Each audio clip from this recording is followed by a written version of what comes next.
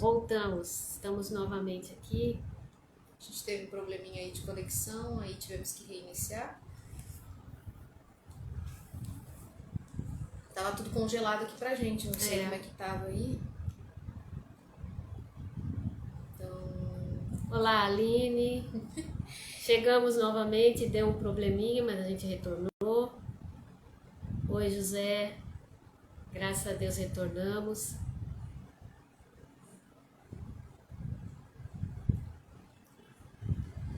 Sei exatamente o que aconteceu. Pode ser a internet também, dá aquelas...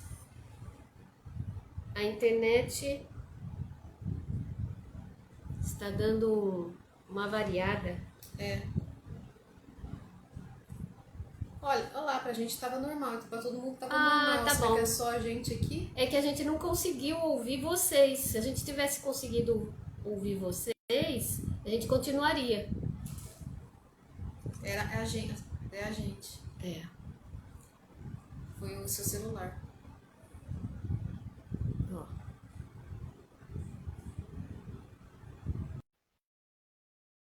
Perfil?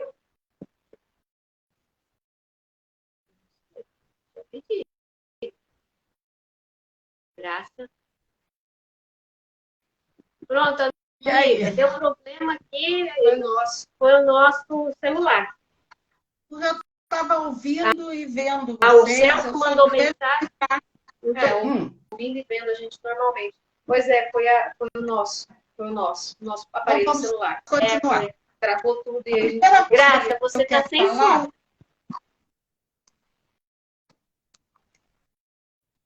Não. Voltou agora? Vai, aumenta mais. Tá no máximo. Tá no máximo. Agora tá bom. Vai. Tá bom? Então vamos lá. Tá, a primeira coisa que eu quero falar é que a Michele leu uma página que coaduna com a palestra da Neuzinha de ontem.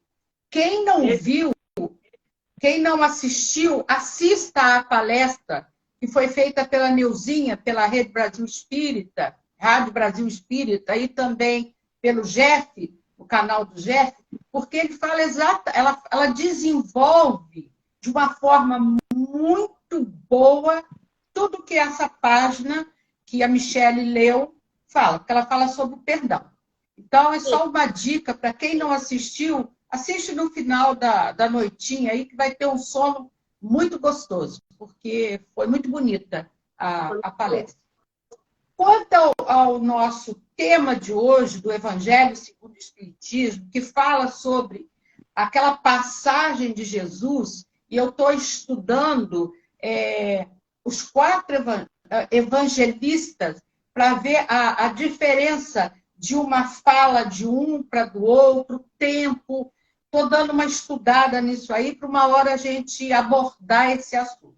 Mas, quando Jesus faz essa colocação, ele fala sobre a reencarnação, sobre a importância da reencarnação para a evolução de todos nós. Ao lermos algumas obras, nós podemos distinguir que nem todos os espíritos, principalmente aquelas obras, por exemplo, de Dona Ivone Pereira, quantas vezes nós vemos que um determinado personagem ele está naquele momento da reencarnação dela e depois ele não volta, não retorna. Então, nós temos esse diferencial de acordo com as nossas necessidades. As bênçãos de Deus são tão intensas no nosso projeto reencarnatório que nós somos colocados num ambiente, numa família, numa sociedade, com uma profissão, de acordo com a necessidade que nós temos de andarmos um pouquinho mais no cumprimento das leis de Deus. Porque nós viemos aqui para a prática das leis de Deus. Deus criou o universo e criou a todos nós e criou tudo que está à nossa volta para a nossa evolução. para que nós fôssemos espíritos fadados à perfeição. Não a perfeição de vida, porque é muito difícil a gente se pensar como tal.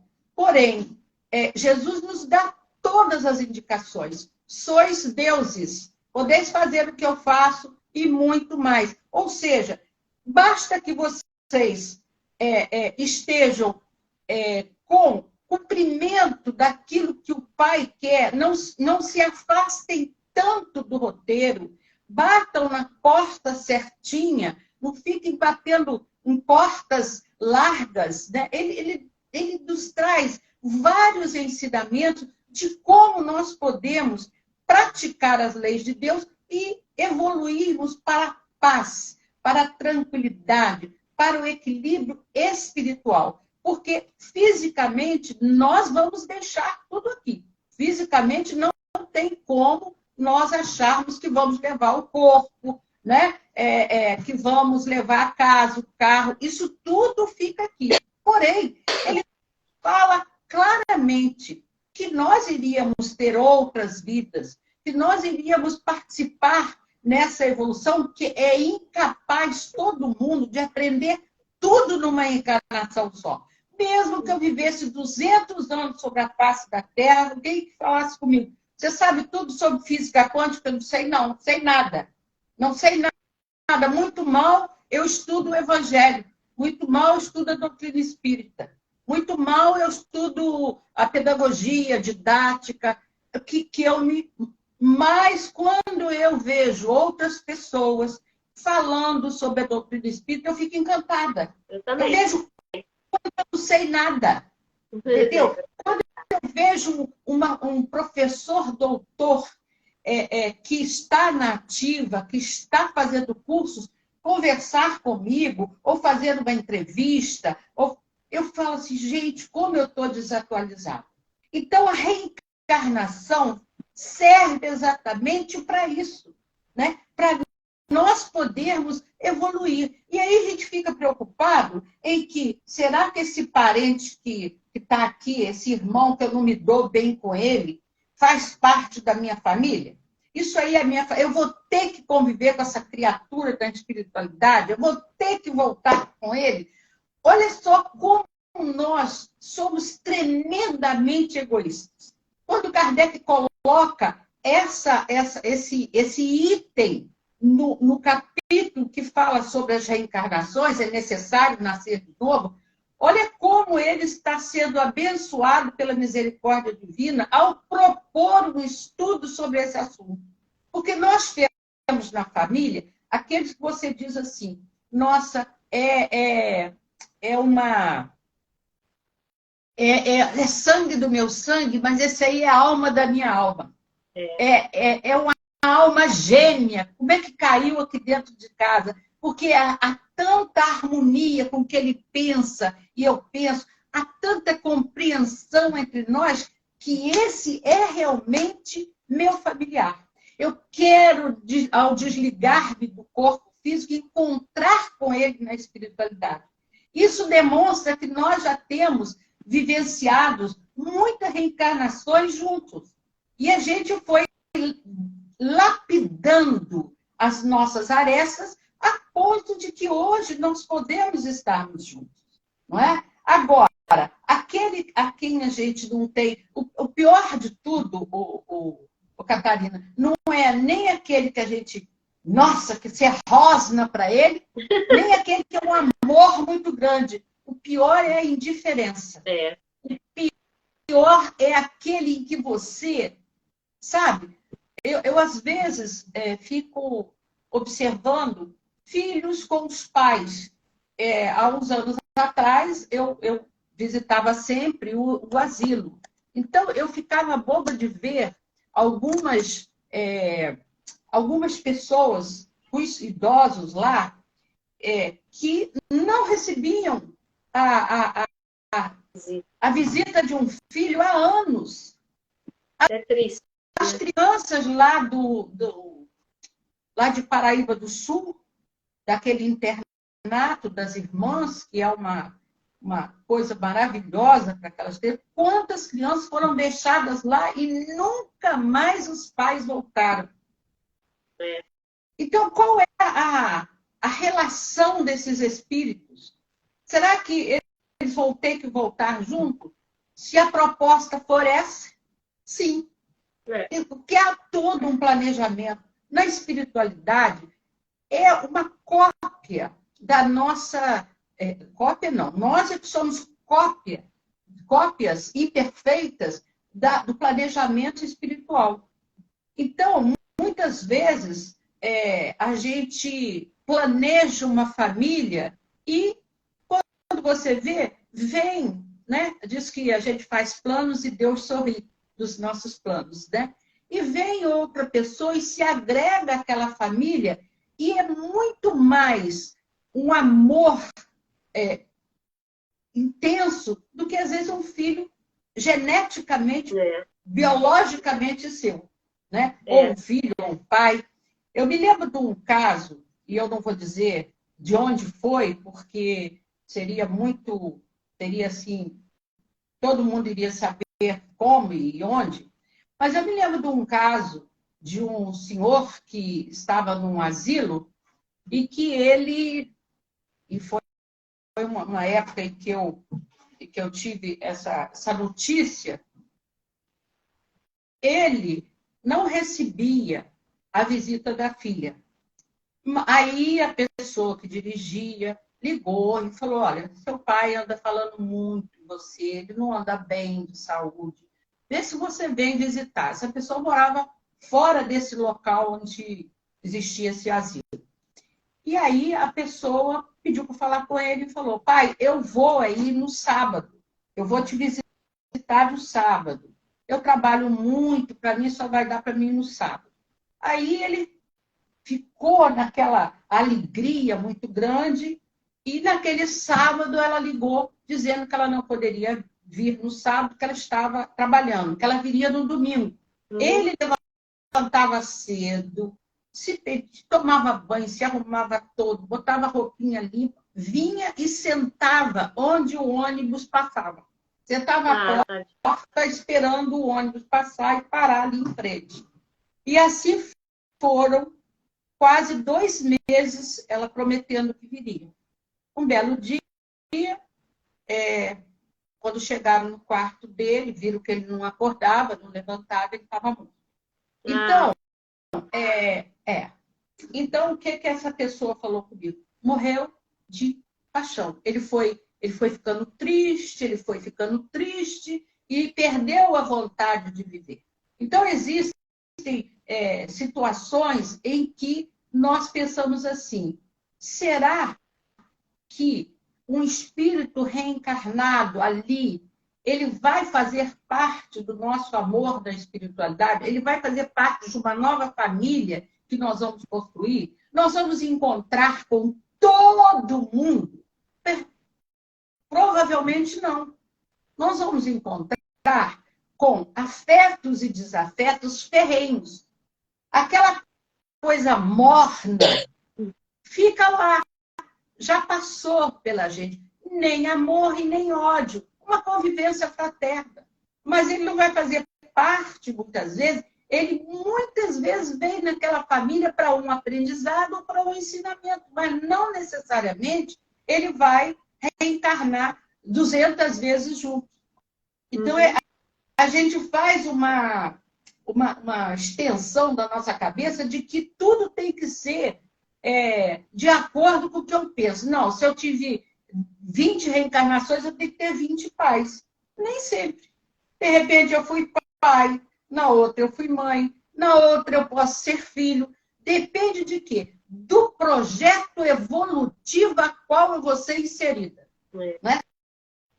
O que vai ser a minha próxima reencarnação? Vai ser exatamente planejada de acordo com as necessidades que eu não estou conseguindo agora ultrapassar.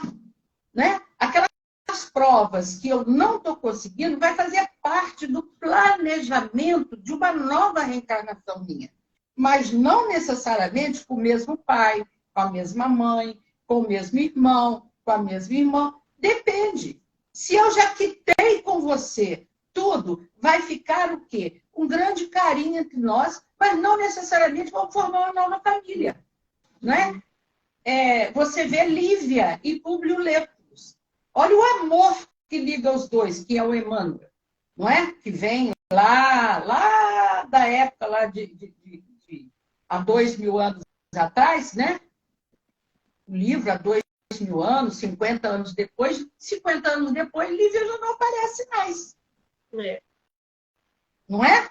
Então, por quê? Porque ela já tinha se libertado das amarras da terra, do materialismo, que ainda Públio Lentulus não tinha. Nada impede que o amor continue.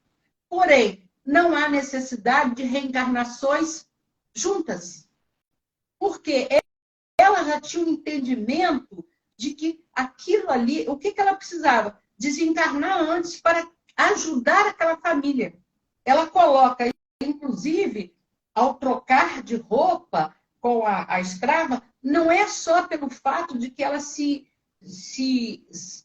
entrega à morte, é porque ela sabia que a filha dela, que o marido dela iria precisar daquele choque, daquele momento, para se reestruturar.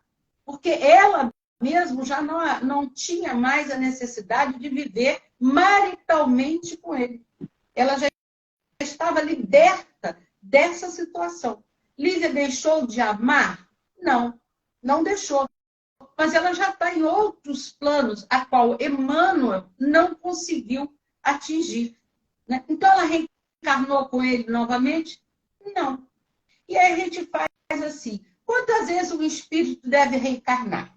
Um espírito pode reencarnar quantas vezes necessitar para o seu desenvolvimento sem perder sua individualidade, mudando apenas de quê? Personalidade, não é? Isso porque a cada encarnação ele sofre a influência do novo corpo, do novo ambiente físico e sociocultural da nova família, dos amigos. E seria possível reencarnar na mesma família?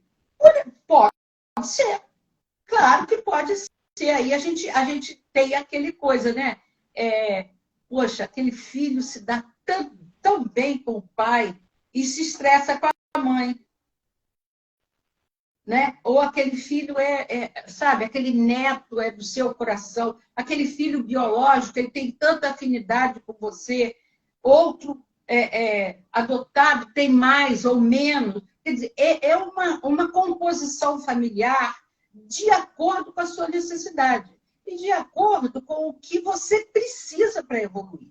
No entanto, não quer dizer que ao encerrar, ao fechar a cortina do teatro da vida, nós tenhamos que ficar na cutia, né? Como é que se fala, Michel? Quando a gente vai lá... Coxia. Coxia. Ficar na coxia todo mundo junto. Cada um para o seu caminho para poder o quê? Cumprir com as suas obrigações. E muitas vezes a minha obrigação não é a do meu filho, não é a do meu marido, não é da minha sobrinha, do meu... Não é. A gente, então, em família, depois que eles crescem, como as pessoas se distanciam. E a gente fala por WhatsApp, você não pode querer que seu filho fique junto com você, depois que faz uma faculdade e precisa ser um médico, um físico, um professor em outro local. A gente se fala, mas não necessariamente nós estaremos mais unidos na mesma casa, na mesma situação. Então, eu acredito que a gente possa entender que a reencarnação é necessária, nós vamos manter a nossa individualidade, vamos aprimorar os nossos conceitos do bem viver, da harmonia íntima, mas achar que meu pai vai ser meu pai o resto das minhas reencarnações é pedir demais. É isso aí. Gostaria muito, mas... O esposo, a esposa, né? O sogro, a sogra. Então, tudo vai depender realmente daquilo que nós necessitamos para progredir. Tanto o lado de lá como o lado de cá. tanto a pessoa, né, não, tanto a outra pessoa como a gente. Tudo vai depender. A gente fica na mão do planejamento que a espiritualidade superior tem para nós, não é? Com certeza. Esse capítulo é muito bom, né? Falando sobre reencarnação, a gente começa a compreender muitas coisas que a gente tem que fazer. Está picotando a sua fala. Está congelando. A sua da minha internet. Você quer fazer a oração final? Porque eu não sei se a minha internet está ruim, né? Posso fazer. Não tem problema, não. Posso fazer. Então, vamos agradecer a Deus, nosso Pai. Vamos nos colocar confortavelmente nas cadeiras, onde estivermos. Procure uma posição mais tranquila. Coloque a sua água ao lado, né? Peça pelos seus... Mentaliza aquele problema, aquela dificuldade de uma pessoa, ou de um familiar, ou de um amigo, de uma família que esteja passando por situações adversas. Então, nesse momento, a gente se coloca numa posição de dar para receber. Porque quando nós soltamos os eflúvios da paz, da fraternidade, nós estamos recebendo aquelas bênçãos, aquelas energias que descem sobre nós, sobre o nosso lar, sobre a nossa rua, sobre a nossa comunidade, enfim, sobre o nosso país. Peçamos paz, peçamos força e coragem para podermos ultrapassar dificuldades, sejam íntimas, individuais ou coletivas. Senhor das nossas vidas, Jesus, nosso querido, nosso amado companheiro, que nunca nos abandona. Benfeitores espirituais, que cuidam de cada um de nós, da nossa família. Ismael, nós te pedimos pelo nosso Brasil.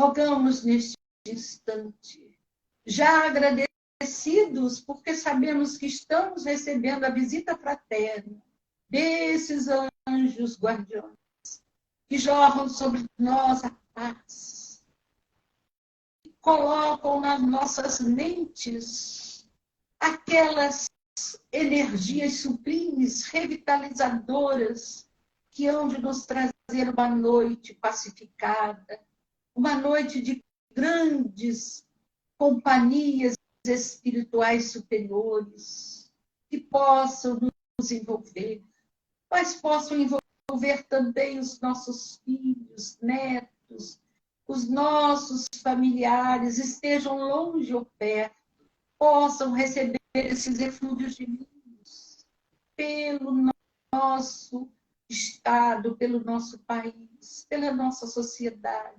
Nós te rogamos, Senhor, enviai os teus mensageiros de luz para que eles tragam as energias mais sublimes para tocar as mentes dos homens, as nossas mentes, Senhor, para que possamos volver a ti os olhos, solicitando a tua piedade para conosco. Permita que a semana que se inicia hoje, Senhor, possa nos fazer melhores, possa nos induzir, Jesus, à prática do bem e da fraternidade.